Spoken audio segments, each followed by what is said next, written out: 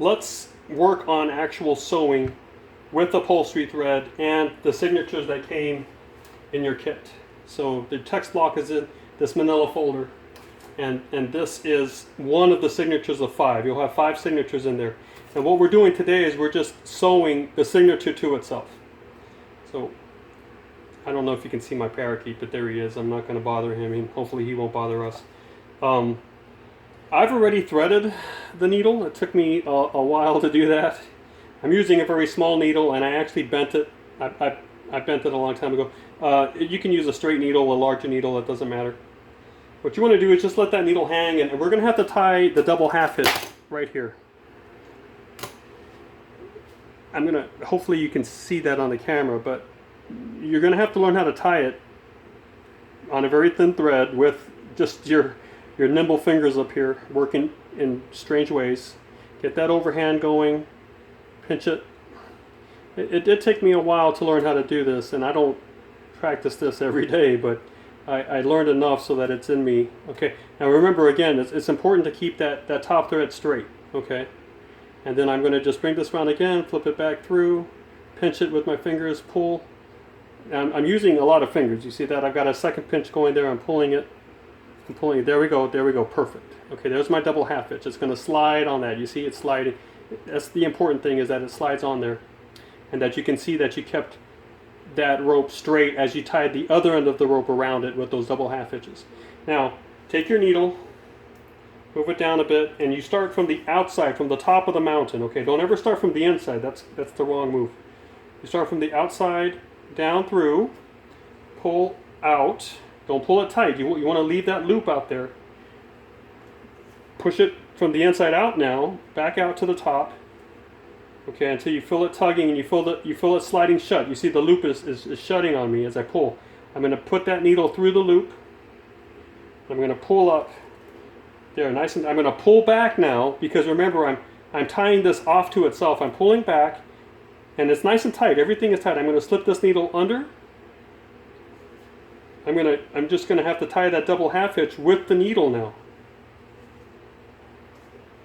Okay, now I have to tell you I cheat a little bit, because I have a press. I have a brace that holds this up, and I can actually use both hands when I'm making a lot of books at once.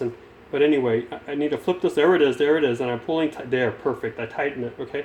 Now I got to do it again. I'm going to go under, pull it out, go back over and through. Just let it fall through. Now there we go. Get that string out. Pull it tight. Pull it back out towards you. Perfect. There it is right there. Now, what you want to do now is just trim. You don't have to trim very close to that double half hitch. You just want to leave maybe a 1/4 inch or a 1/2 inch there. That's fine. No one's going to see that. That's the back of the book. But the more string you leave, the better. But obviously you don't want 3 inches there. But anyway, so this is sewing off a standalone signature. Okay, but what that does is that it really keeps those pages nice and tight. I mean, those pages aren't going anywhere now. They're not going to get out of line on top, and that's really important if you're doing this by hand and you don't have an industrial cutter or trimmer, because once you sew this thing up, you want the top to be more or less flush, and you want the bottom to be more or less flush. The finger edges, they can be sort of zigzagged if you can get away with that just because of an older style of book. But you don't want your signatures all over the place. I mean, you want to try to line them up as much as you can. And because you're going to work with four other signatures, 5 total, and you're going to sew them all, eventually to each other, to themselves. You want to be able to, as you're sewing, make sure that top gets nice and straight up there as much as possible, and the bottom gets nice and straight.